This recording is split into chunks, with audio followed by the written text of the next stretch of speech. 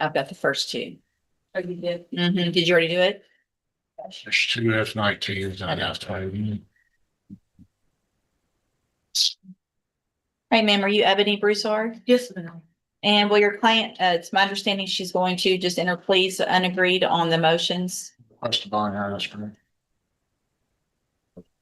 Raise your right hand the best you can, please. Do you swear or affirm the testimony you're going to give in this hearing will be the truth, the whole truth, and nothing but the truth? Yes, ma'am. Thank you. You can put your hand down. Will your client waive the formal reading of the motion in each of the cases? By formal reading. Ms. Broussard, in cause number 19-32518, I have a motion to revoke your unadjudicated probation. Shows that you were placed on probation January 21st of 2020 for the third-degree felony offense of escape while arrested, and that was a 10-year deferred probation. Is that correct? Yes, ma'am, it is. And then in cause number 19-32806, I also have a motion to revoke your unadjudicated probation.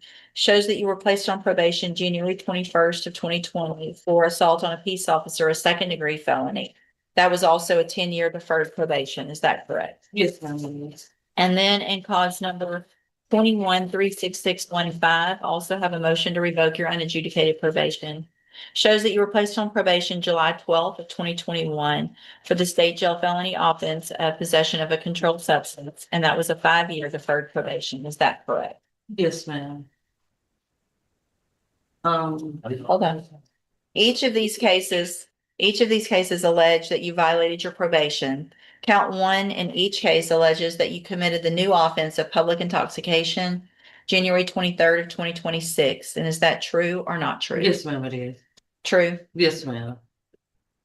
Count 2 in each case alleges that you committed the offense of possession of a controlled substance, January 23rd of 2026. And is that true or not true? Yes, ma'am, it is. True. Yes, ma'am. Count 3 in each case alleges that you possessed an illegal drug, namely PCP, January 23rd of 2026. Is that true or not true? Yes, ma'am. True or not true? Yes, ma'am, true. Thank you.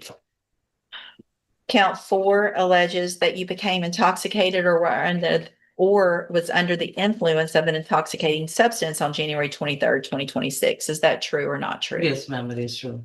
And then finally, count 5 in each case alleges that you're behind in your court assessed fees. Is that true or not true? No, ma'am, that's not true. You're all caught up on your Yes, fees in ma'am. every single case? Yes. Is there a date, Your Honor, or is it just? So in cause number 19-32518, the allegation in count 5 is that as of February 2nd, 2026, you were $1,640 in arrears. Is that true or not true? Yeah. That was true in February, but I'm caught up on it. Okay. She said I was just $22 behind. It's not like, it's not. Oh, in February. February, you were Oh, behind. yes, ma'am, that was true in Okay. February. In cause number 19-32806, count 5 alleges as of February 2nd, 2026, you're $965 behind. Is that true? Yes, ma'am. And then in cause number 21-36615, the allegation in count 5 is that as of February 2nd, 2026, you were $555 behind. Is that true? Yes, ma'am, that was true. Did you enter your, Sorry. and we'll get, when we come back, we can get the actual amount and where she is on with an updated report. Did you enter your pleas of true to counts 1 through 5 in each case freely and voluntarily? Yes, ma'am, I did. And did you plead true to all of those counts because they're actually true? Yes, ma'am, I did. All right, then in each of your cases, I'm going to find that you entered your pleas of true to counts 1 through 5 freely and voluntarily, find those counts true, find sufficient evidence to find you guilty in each case and revoke your probation. However, I'm going to order an updated report from the pre-sentence probation department, and then we will come back at a later date for sentencing.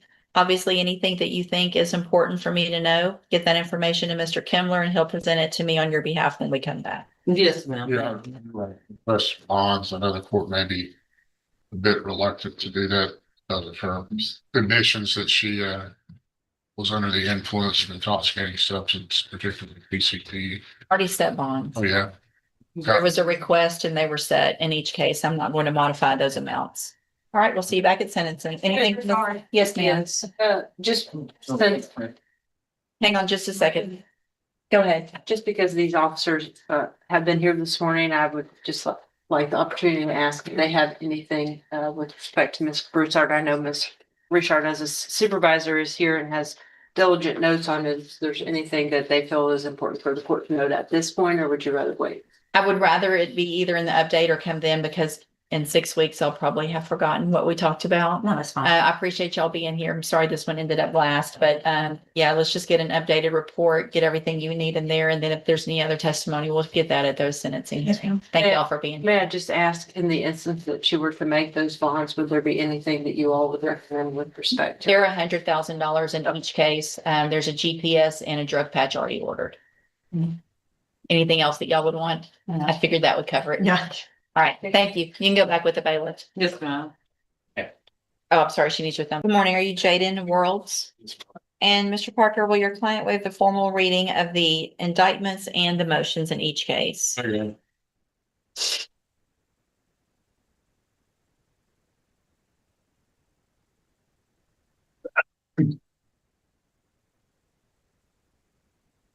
Mr. Worlds, in cause number 26, DCCR 0361, you're charged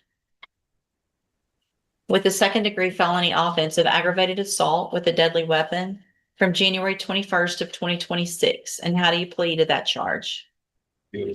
Are you pleading guilty freely and voluntarily? And are you pleading guilty because you actually did what they charged you with?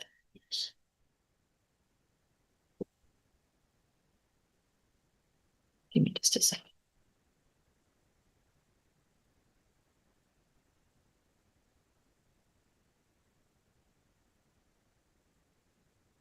And then in cause number 26, DCCR 0415.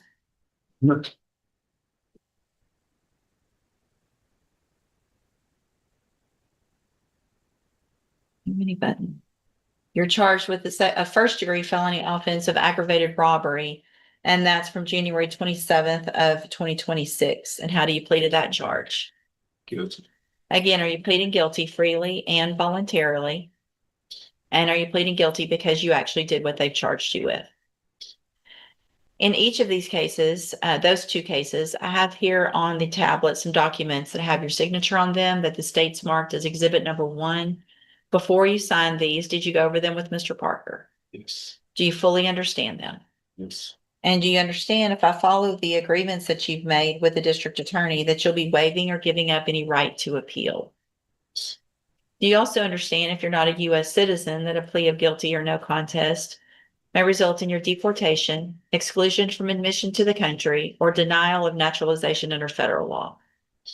State tenders number 1 in each of those cases. Objection. It's admitted in each case. Is there any evidence that Mr. Worlds is not competent? No, Your Honor.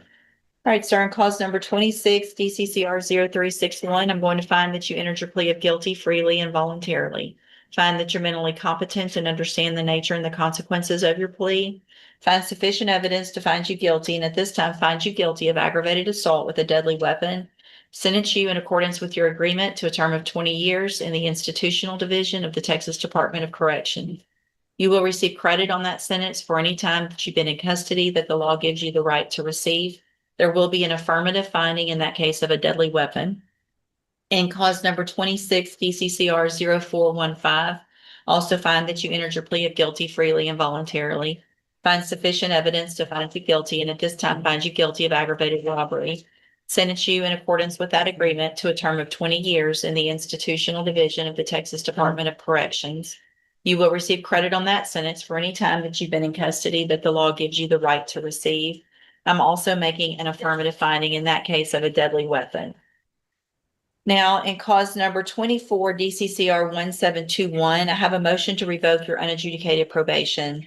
This shows that you were placed on probation October 8th of 2024 for the state bill felony offense of unauthorized use of a motor vehicle, and that was a 5-year deferred probation. Is that correct? Yes. And then in cause number 24, DCCR 1420, I also have a motion to revoke your unadjudicated probation. This shows you were placed on probation October 8th of 2024 for evading arrest or detention with a motor vehicle, a 3rd-degree felony. That was also a 5-year deferred probation. Is that also correct? Yes. Each of these cases allege that you have violated your probations. Count 1 in each case alleges that you committed that new offense of aggravated assault with a deadly weapon January 21st of 2026, the one that we just went through. And is that true or not true? Sure. Judge, to save time, plead to count 5 and count 7 in both of those motions. And it'll be abandoned the rest if it's They're sufficient. different. The motions are different. I'm not sure if that matters. But those are the same counts. There's not a, Same allegations. there's not a count 7 in 1721. 1420, there's a count 7, Correct. count 5 in the other one, and it's the same as count 7. So 5 in one case, 7 in the other. Yes, Judge.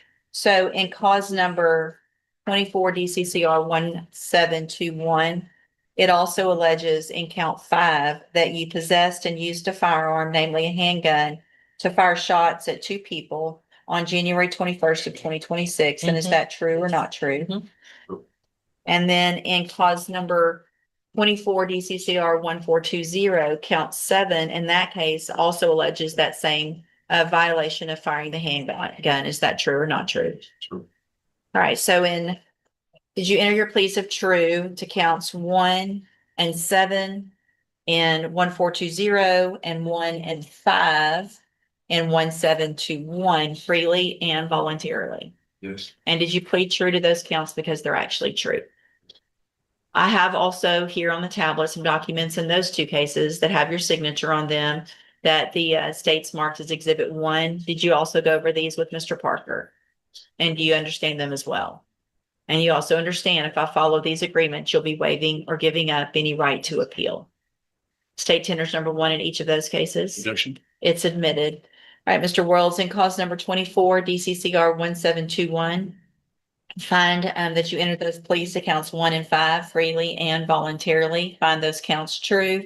Find sufficient evidence to find you guilty, and at this time finds you guilty of the state jail felony offense of unauthorized use of a motor vehicle. Sentence you in accordance with your agreement to a term of 2 years in the state jail prison. You will receive credit on that sentence for any time that you've been in custody that the law gives you the right to receive. And then in cause number 24 DCCR 1. Hold on, I just pulled the wrong one up. I looked at the wrong thing. What's the agreement on? 2 years TDC and 2 years state jail. Gotcha. So in cause number 24 DCCR 1420, also find that you entered your pleas of true freely and voluntarily. Find counts 1 and 7 true. Find sufficient evidence at this time to find you guilty and find you guilty of evading arrest or detention with a motor vehicle.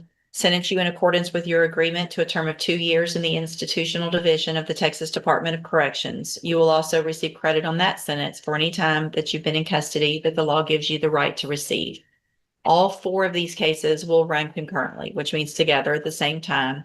In all of these cases, I'm going to hand you the trial court certifications that shows that these were agreements that I followed, and so you have waived your right to appeal. I'm also going to hand you a written admonishment regarding your ineligibility to possess a firearm or ammunition. Because of the judgments entered against you, you're ineligible under Texas law to possess a firearm or ammunition. Possession of a firearm or ammunition could lead to charges against you. If you have questions about the laws that make you ineligible to possess a firearm or ammunition, or about how long that lasts, you can talk with Mr. Plucker. All right, good luck to you, sir. You can go back with the bailiff.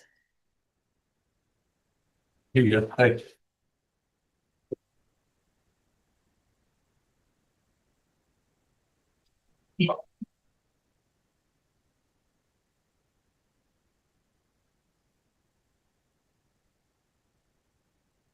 All right.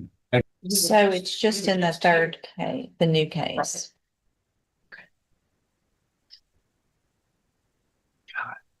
And Are there bonds in the motions?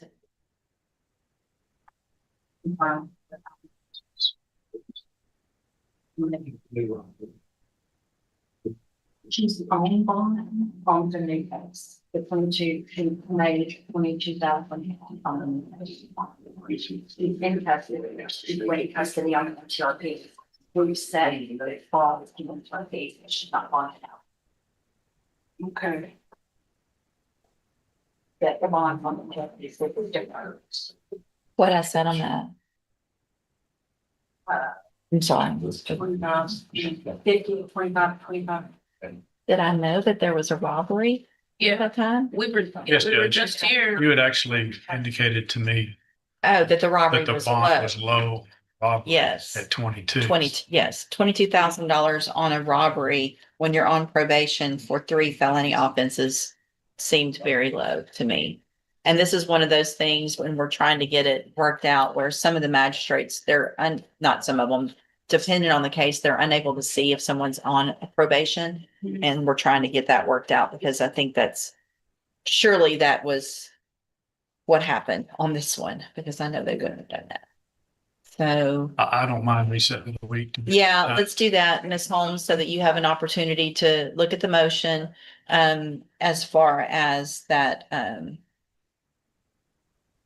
the robbery, which is 25-1826, the motion to increase the bond in that one. We'll reset it 1 week and we'll come back next week on that motion. Okay. And then we can, figure out where we are with regard to an announcement as well, potentially. Okay, has bonds been paid or? She's on bond in the robbery, Okay. but she's not on bond in the motions. I set bond amounts because they were deferred, Right. but she has not made those bonds. Okay. So we will only be here on an increase request on the robbery. Okay. Okay? So we'll just reset it 1 week. Okay. Are you Francisco Garza? Francisco Garza. And this is 25 DCCR 1623. I'm going to take judicial notice of the court's file. Mr. Garza was examined by Dr. Capon for competency to stand trial. I've received that report dated April 21st of 2026. The finding in his report is that Mr. Garza is currently not competent to stand trial and that inpatient treatment for restoration of competency would be warranted at this time. Is there any other evidence with regard to competency? No, Your Honor. Okay. All right, then at this time, I am going to find based on that report that Mr. Garza is not competent to stand trial. Order inpatient competency restoration treatment for a period of not to exceed 120 days from the date he gets to the appropriate facility, and then we will await a report from them at that time. You're going to go to a hospital so that they can get you where you can understand everything. Okay, Mr. Garza, you need to cooperate with them. All right, and then we'll get you back here to go through your case. Okay, you can go back with the bailiff. You're Alethea McDonald. Is that your name? And this is clause number 26 DCCR 034A. And Ms. McDonald was evaluated for competency to stand trial by Dr. Capon. I've received that report. Some courtroom decisions are straightforward, while others require balancing accountability with the possibility of rehabilitation. In Paul Jackson's case, the court acknowledged the seriousness of an armed robbery while also recognizing his age, personal circumstances, and potential for change, rather than sending him directly to prison. The judge imposed strict deferred probation and made it clear that any violation could carry severe consequences. The outcome serves as a reminder that a second chance in court often comes with responsibilities that are just as significant as the sentence itself.